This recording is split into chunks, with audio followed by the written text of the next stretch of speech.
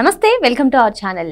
Liquor scam లో YCP MP Peddireddy Mithun Reddy arrest అయిన సంగతి తెలిసిందే. మరి పెద్దిరెడ్డి మిథున్ రెడ్డి అరెస్ట్ అయినప్పటి నుంచి కూడా పెద్దిరెడ్డి రామచంద్రారెడ్డి మొదలుకొని వైసీపీ నేతలందరూ కూడా మిథున్ రెడ్డి చాలా సౌమ్యుడు, నీతిమంతుడు, ఆయన్ని కూటమి ప్రభుత్వం కక్షపూరితంగా కావాలనే అరెస్ట్ చేసిందని చెప్తున్నారు. మరి మొత్తానికి అసలు ఈ లిక్కర్ స్కామ్ లో తాను అరెస్ట్ అవుతానని ముందే ఆయనకు తెలుసా తెలీదా? ఇదే అంశం పైన చర్చించడానికి మనతో పాటుగా ఉన్నారు సీనియర్ జర్నలిస్ట్ సత్యమూర్తి గారు. నమస్తే సార్. నమస్కారం అండి.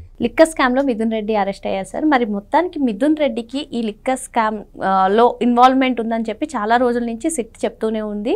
మరి మొత్తానికి ఆయనకి ఈ లిక్కర్ స్కామ్ లో అరెస్ట్ అవుతాడని చెప్పి ఆయనకు ముందే తెలుసా తెలీదంటారా? అంటే మీకు ఈ డౌట్ ఎందుకు వచ్చిందో నాకు తెలియదు, కానీ డౌట్ కరెక్టే.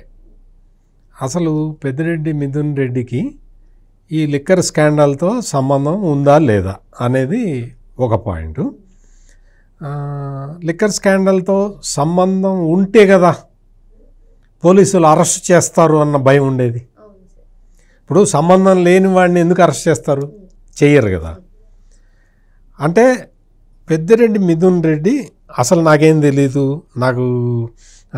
నేను అమాయకుడిని, నాకు అసలు దేంతో సంబంధం లేదు, అదేందా నీకు విజయసాయిరెడ్డి డబ్బులు తీసుకొని వాళ్ళ అల్లుడి దగ్గర నుంచి డబ్బులు తీసుకొని నీకు ఇచ్చాట కదా, అంటే మాకు ఆర్థిక లావాదేవీలు చాలా ఉంటాయి, దీనికోసమే తీసుకున్నట్టు ఇదేంటి అని రకరకాలుగా మాట్లాడాడు కదా. మీకు నేను ఒక పెద్దిరెడ్డి మిథున్ రెడ్డిది ఒక ఆడియో మీకు వినిపిస్తాను. ఇది విన్న తర్వాత మనం ఫర్దర్గా మాట్లాడదాం.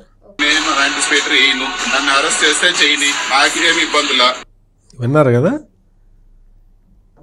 నేను యాంటిసిపేటరీ వెయ్యను అని చెప్పాడు.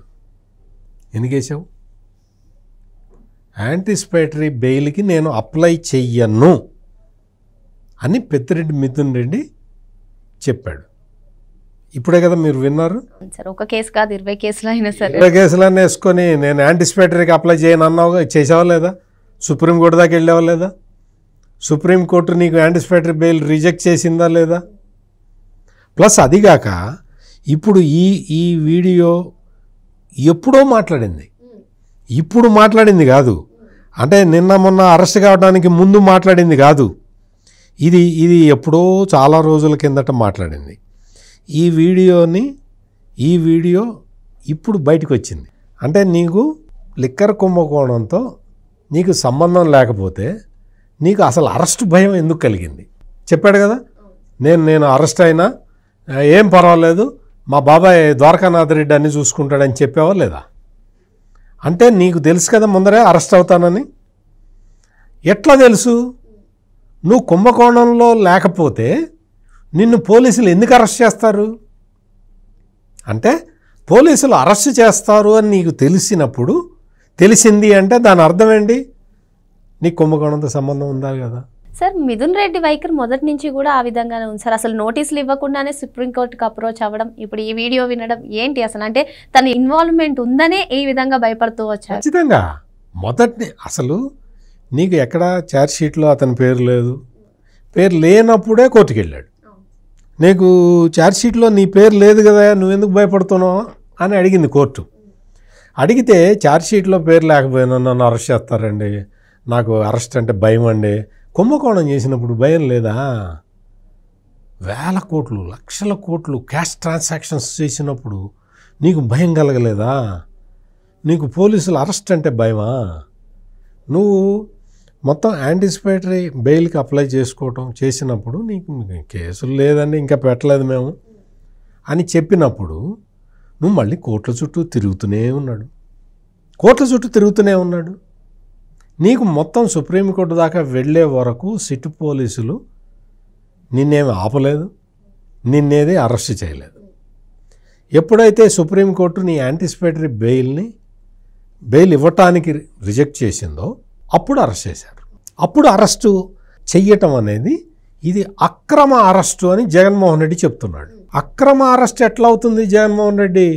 సుప్రీంకోర్టు కూడా యాంటిసిపేటరీ బెయిల్ ఇవ్వకపోతే అది మరి అరెస్టు సక్రమం అనే కదా అర్థం. అవునా కదా జగన్మోహన్ రెడ్డి గారు? మీరు చెప్పాలి. ఇక్కడ అక్రమ అరెస్టు రాజకీయ కక్ష అని చెప్పుకుంటున్నారు. నీకు కుంభకోణంలో సంబంధం లేకపోతే నువ్వు అంతకు ముందు నుంచి ఈ అరెస్ట్ గురించే మాట్లాడుతున్నావు. అప్పటికి అంటే కోర్టుకి వెళ్ళే నాటికే నీ పేరు లేదు అందులో. అసలు ఇప్పటికి ఈ వీడియో పెట్టే నాటికి నీకు అసలు నీకు ఇదే లేదు కదా, నీకు సంబంధం లేదా, నువ్వు ఎందుకు భయపడుతున్నావు?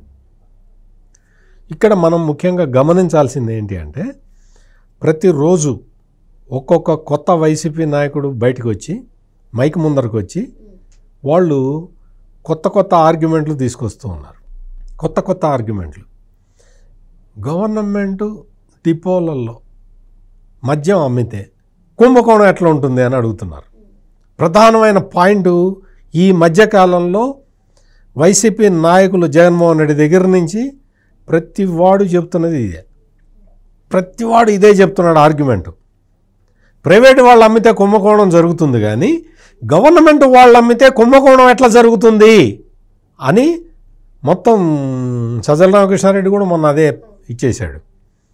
జగన్మోహన్ రెడ్డికి సజ్జల రామకృష్ణారెడ్డికి లేదు ఈ మద్యం కుంభకోణం మీద జగన్మోహన్ రెడ్డికి సపోర్ట్ చేస్తూ మాట్లాడుతున్న వాళ్ళకి నేను క్లియర్గా ఒక విషయం చెప్తా. ప్రభుత్వం అమ్మింది ప్రభుత్వం అమ్మింది ప్రభుత్వం అమ్మింది అని చెప్తున్నావు కదా, ప్రభుత్వం ఎవరి ద్వారా అమ్మింది? ఈ క్వశ్చన్కి సమాధానం చెప్పు. ఎవరి ద్వారా అమ్మింది? ప్రైవేటు వ్యక్తుల ద్వారా అమ్మింది. నువ్వు కొంతమందిని రిక్రూట్ చేసుకున్నావు. నువ్వు రిక్రూట్ చేసుకున్నది ఎవరిని? నీ పార్టీ కార్యకర్తల్ని, నీ మనుషుల్ని, నీకు సంబంధించిన ప్రైవేటు గుండాల్ని నువ్వు పెట్టుకున్నావు. ఇది కూడా ఏంటి?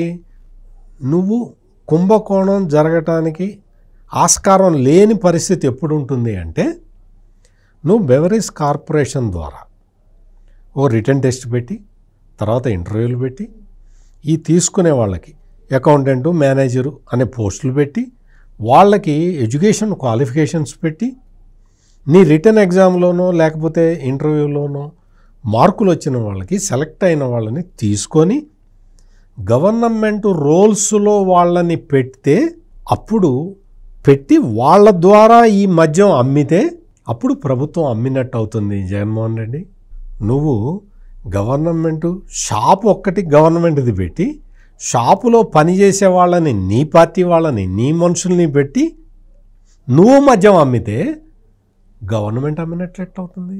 అసలు పాలసీ డిజైన్ చేసేటప్పుడు ఎక్సైజ్ మినిస్టర్ లేకుండా చేయడం ఓకే, ఎక్సైజ్ మినిస్టర్ డమ్మీ తీసి పక్కన పెట్టి ఎక్సైజ్ మినిస్టర్ అదే చెప్పబోతున్నాడు. ఇక్కడ మనం గమనించాల్సింది ఏంటంటే, అంటే ప్రజలు అర్థం చేసుకోవాల్సిన అతి ముఖ్యమైన పాయింట్ ఇది. ఇప్పుడు నేను చెప్తున్న పాయింట్, గవర్నమెంట్ అమ్మితే కుంభకోణం ఏంటి అంటున్నాడు. గవర్నమెంట్ అమ్మలేదు, గవర్నమెంట్ షాపులో ప్రైవేటు వ్యక్తులను పెట్టి అమ్మించావు మద్యం. వాళ్ళు క్యాష్ కలెక్షన్ చేసి నీకు ఇచ్చారు. ఇది కేసు, ఇది మద్యం కుంభకోణం. ఇంకో విషయం ఏంటో తెలుసా? ఈ మనుషుల్ని రిక్రూట్ చేసుకున్నది, ఈ మనుషుల్ని అందరినీ గ్యాదర్ చేసి ప్రతి మద్యం షాపుల్లో పెట్టింది పెద్దిరెడ్డి మిథున్ రెడ్డికి సంబంధించిన కంపెనీ.